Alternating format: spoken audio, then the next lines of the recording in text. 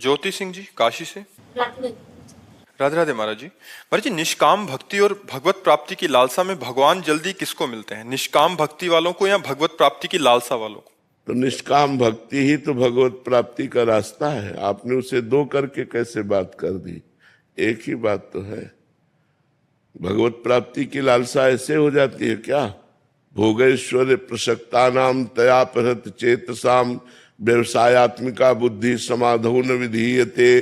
जिसकी भोगों में, ऐश्वर्य में अपहृत बुद्धि हो गई है, अपहृत चित्त हो गया है, वो कभी भगवत प्राप्ति का संकल्प ही नहीं कर सकता। भोगैश्वर्य प्रसक्ता नाम तयापहृत चेतसाम व्यवसायत्मिका बुद्धि समाधो न विधीयते। जो भोगों में लगी हुई बुद्धि है, जो भोगों का चिंतन करने वाला चित्त है, वो कभी भगवत प्राप्ति का भाव ही नहीं कर सकता। तो जब हमारे अंदर भजन की वृत्ति बढ़ती है तो संसार का सही स्वरूप आने लगता है। संसार का सही स्वरूप क्या है? झूठा, ब्रह्म सत्यम जगन मिथ्या, सब नाशवान, परिवर्तनशील, असत। तो हमें भोगों से वैराग्य होने लगता है। भोगों से वैराग्य होना ही निष्कामता है। कोई कामना नहीं रहती। जब निष्कामता में कामना प्रकट होती भगवत प्राप्ति की लालसा, तब प्रेम प्रकट होता है।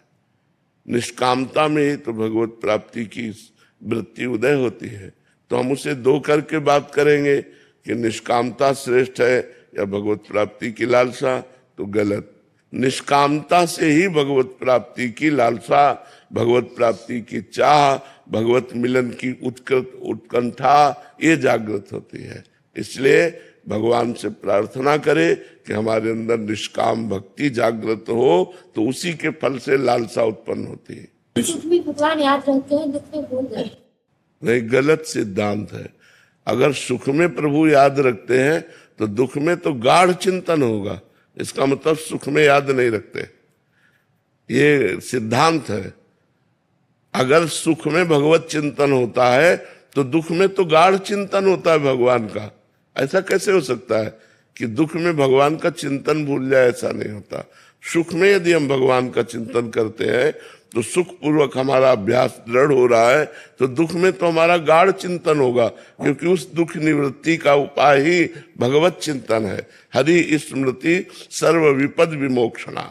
भगवान का चिंतन ही समस्त विपत्ति और दुखों में सहने की सामर्थ्य देता है, उसको रौंद कर निकलने की सामर्थ्य देता है। इसलिए अभ्यास गलत है।